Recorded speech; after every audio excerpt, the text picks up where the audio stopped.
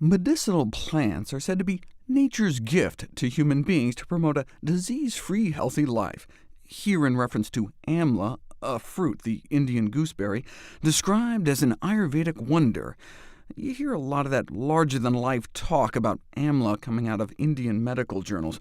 Who can forget amla, a wonderberry in the treatment and prevention of cancer?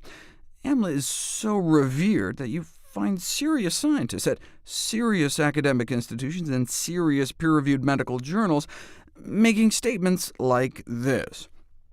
Every part of the Indian gooseberry plant has its unique therapeutic characteristic for the remedy of almost all the ailments, and can be adopted as a, bold italics, single bullet against disease. OK, then.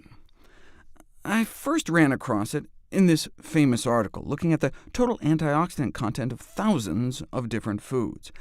I did a series of videos about it ages ago, and to my surprise, the #1 most antioxidant-packed single whole food on the planet, on average, was amla, dried, powdered Indian gooseberries, beating out the prior heavyweight champion cloves with, just for comparison's sake, up to 100 times or more antioxidants by weight than blueberries. So here's this fruit that has enjoyed a hallowed position in Ayurveda, the ancient system of medicine in India, so hallowed it was mythologically pegged as the first tree in the universe. So for thousands of years, before we even knew what an antioxidant was, they were revering this plant that just so happens to turn out to be the most antioxidant-packed fruit on the planet Earth. OK, you got my attention, but I still need to see it put to the test. Well, indigenous tribal healers used amla to treat diabetes, so researchers decided to give it a try. This is the study that originally bowled me over. In fact, the subject of one of my first Nutrition Facts videos of all time over 5 years ago, the effect of amla fruit on the blood sugars and cholesterol levels of normal subjects and type 2 diabetic patients.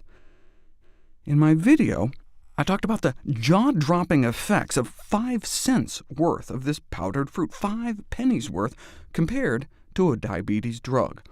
But what about the cholesterol effects?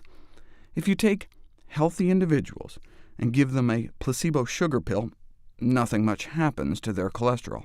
Ideally, we want our total cholesterol under 150. This is a pretty healthy group. The average cholesterol in the U.S. is over 200, which is where the diabetics started out in this study. And when you give them placebo pills, nothing much happens either. But give people just about a half teaspoon of amla powder a day, not some extract or something, just dried Indian gooseberries, a powdered fruit, and this is what happens. That's like a 35–40% drop in 3 weeks. Absolutely astounding. That's the kind of thing we see 6 months after putting people on statin drugs. What we care about most is LDL, the so-called bad cholesterol, shooting for under at least 70, ideally. No impact of the placebos, but again, just about a half teaspoon of amla, which would cost you about 5 cents a day, so like a $1.50 a month, and boom. These results knocked my socks off. I mean, they're just unbelievable. That's why I was so excited after all these years to dig back into the amla literature to see if these findings had been confirmed or replicated elsewhere. So I typed amla into PubMed and waded through all the papers on using amla to decrease methane in cow farts, and speed the growth of chickens. Or hey, what about amla ice cream? After all, amla is packed with fiber and phytonutrients. In contrast, ice cream is not.